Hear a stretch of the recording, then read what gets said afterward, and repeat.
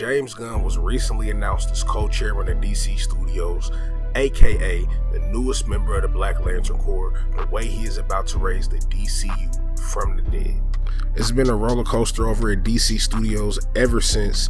A lot of us are hopeful towards the future, but some of us feel like DC Studios has given us another letdown. You shouldn't though. James Gunn is going to fix everything wrong with the DCU. James Gunn is most known in comic book movie fans for his work with the MCU and the Guardians of the Galaxy franchise, a team that was mostly unknown and were low-tier characters, turned into an unstoppable force in pop culture. What's unique about this is not just the ticket sales or the general success of the Guardians movies, but how special the Guardians are to Gunn. The details in the world building, growth, and callback to characters making his project feel different and look different altogether. At this point in the MCU, it was nothing that looked like what James Gunn was doing. The variations of aliens, the landscapes, languages, colors, designs, music, all of this was a true driving force to make the Guardians of the Galaxy as special as it is on the big screen. You might feel like that's great for the Guardians, but there's no way he can handle the weight of DC and its lore correctly. If James Gunn can take an unheard group of mid-characters and put them eye to eye with the Avengers in the box office, he can do it with DC Studios. We finally got to look into what's next. Gods and monsters. We have 10 new DC projects to look forward to. 5 movies: Superman Legacy, The Authority, The Brave and Bold, Supergirl Woman of Tomorrow, and Swamp Thing. Then 5 TV shows: Creature Commandos, Waller, Booster Gold, Lanterns, and Paradise Lost. Recent reports say that Flashpoint will reboot the DCU, and the next 3 movies after that will be tied into that: Blue Beetle, Aquaman 2, and Superman Legacy. From the looks of it, James Gunn is going to use some of the strongest pieces of DC lore and the old DCU itself to create the best experience for DC on the big screen. Using established and fan favorites like Batman and Superman will help solidify the average moviegoer and also gives comic book fans something to look forward to from the OGs. Batman will be paired with his son Damian in The Brave and the Bold, and to me, that's a relief. If Batman wasn't as OP as he was, his back would break under carrying DC. The biggest events in DC Comics in the past 7 years, and that's being generous, are based off Batman. He carries DC in games, and he's a huge part of DC's animated movies. And we know in some form Batman will be on the big screen every few years or so. Give that nigga a break. And that's exactly what James Gunn is going to do. Batman is essentially the core of DC, but balancing the Dark Knight with his son, who is also a fan favorite, is going to bring another side to Batman in live action. It will give everyone more to see from the dark, brooding hero.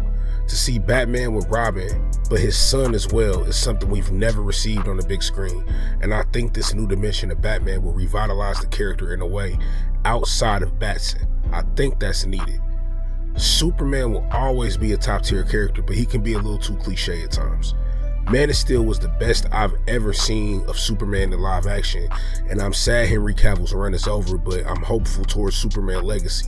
It's said to be not an origin story and focus on Superman struggling between living with humans and struggling with being a Kryptonian. Sounds a little similar to Man of Steel, but I'm not mad at that. Superman struggling with his identity and who he is morally usually leads to some of the best Superman stories and moments.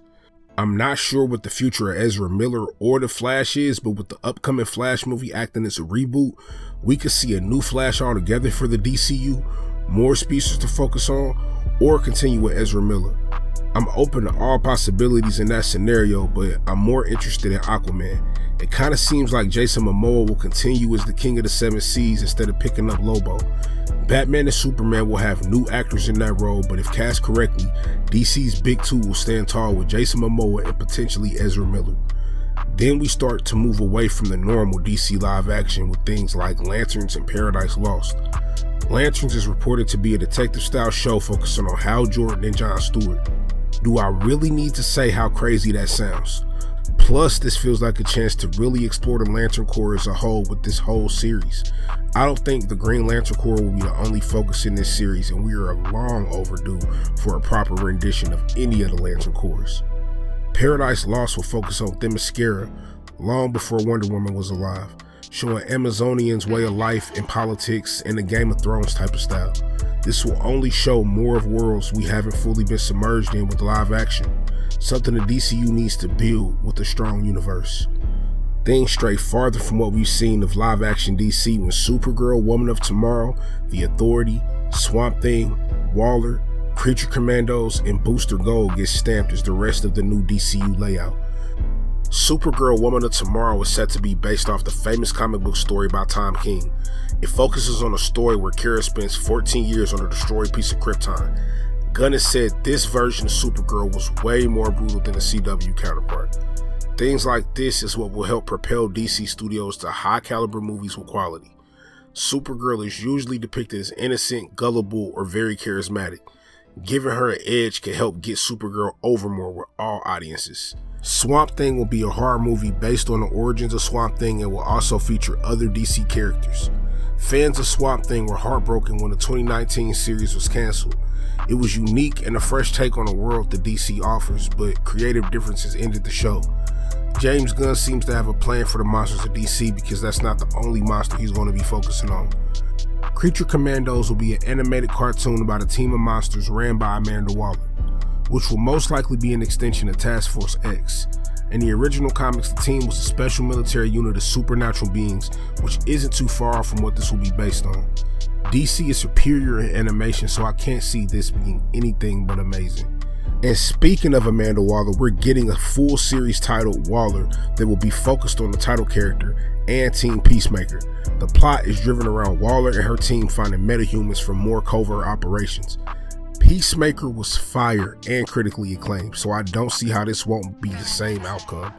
A show highlighting Waller finding and capturing different metahumans sounds elite. We'll get to see more characters, expand lore, and see how much of a sick person Amanda Waller is, and potentially branch off into multiple spin-offs. Booster Gold will be a comedy action series on HBO Max about a hero from the future that's struggling with his identity of being a hero from his perspective and the public's. Gunn has stated that this will be a fan favorite, and it's not too many details known on the production, but for some reason, this is giving me Peacemaker vibes, and that's exactly what DC needs more of. Last but not least, we have The Authority, what I think could be the most promising out of all the new IP of the DCU. The Authority are from the Wildstorm universe, which originally was its own comic book company, but was acquired by DC in 1999, making the Wildstorm its own universe within the DC multiverse, known as Earth 50. A brutal and gritty team with grounded and realistic stories and comics that change the way comic book stories are told and the way comic book movies are made. When I think of this team, it just feels like a brutal Guardians of the Galaxy / Justice League kind of vibe.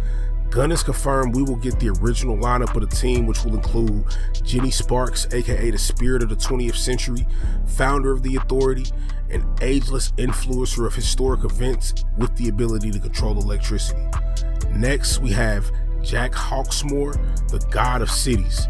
After going through strange experiments as a child, he gained the craziest ability I've ever heard of. He can read the energy of entire cities, communicate with the cities, and understand the feeling of the city and its people. I don't even know how that works or what that will look like visually, but the thought of an ability so different and so cool makes me extremely excited to see how well this will be displayed. Next is Apollo the Sun King. Basically, this team's Superman with the ability of superhuman strength, flight, the ability to shoot solar beams from his eyes, and being virtually immortal. The Midnighter, Night's Bringer of War, who is also husband to Apollo the Sun King, has super speed, super strength, a very quick healing ability that pretty much makes him invulnerable, and he was so OP throughout some years, some of his enhancements were removed. Swift, the Winged Huntress. Born with a genetic marker that was activated when a meteor passed Earth, she had limited flight, but once her powers were fully unlocked, she gained full flight, bird-like senses, and superhuman speed, and also the ability to understand birds. Last but not least, the Engineer, aka the Maker. Taking place after the original Engineer, his nanotech fused with her blood, giving her the ability to shapeshift, create objects out of thin air, duplicate herself, has genius level intellect, radio-induced telepathy, and she is also a technopath. This collective is of unique and gritty characters that will perfectly blend in the new regime of the DCU. This is the most promising DC Studios has looked in a long time.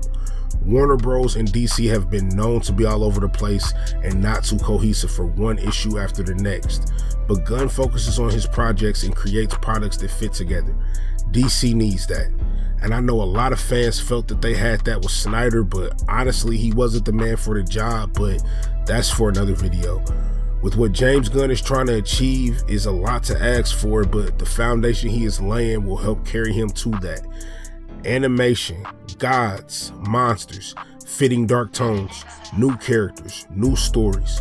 The DCU is expanding into greatness, and James Gunn is its savior. If you vibing with this content, like, comment, and subscribe for more.